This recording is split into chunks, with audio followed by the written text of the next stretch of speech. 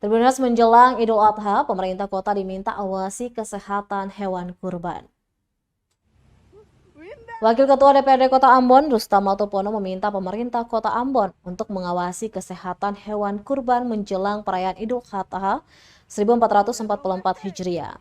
Hal itu bisa dilakukan guna memantau kesehatan dan juga mengantisipasi hewan kurban dimaksud terpapar penyakit, seperti penyakit mulut dan kuku atau PMK, Lumpy Skin Disease atau LSD, dan PPR. Menurutnya, hewan ternak yang hendak masuk ke Kota Ambon harus disertai surat keterangan sehat.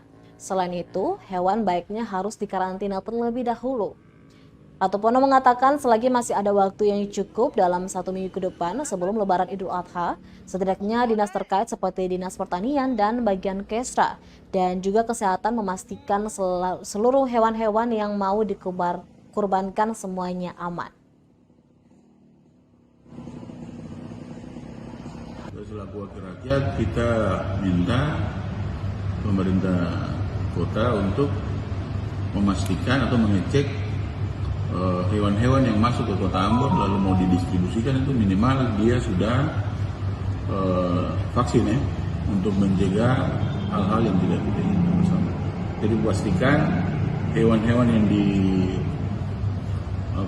disumbangkan ke orang yang berhak itu dia sudah memenuhi standar yang ada, agar ketika dibagi ke orang-orang yang berhak itu tidak problem lagi soal daging-daging yang dibagikan. Jadi masih ada jeda waktu yang cukup seminggu lebih ini, minimal pihak-pihak terkait lah, Dinas Pertanian, kemudian bagian Kesra, Dinas Kesehatan itu memastikan seluruh hewan-hewan yang mau dikorbankan itu dia bebas dari hal-hal yang tidak diinginkan.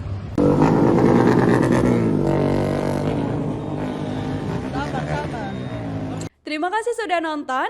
Jangan lupa like, subscribe, dan share ya.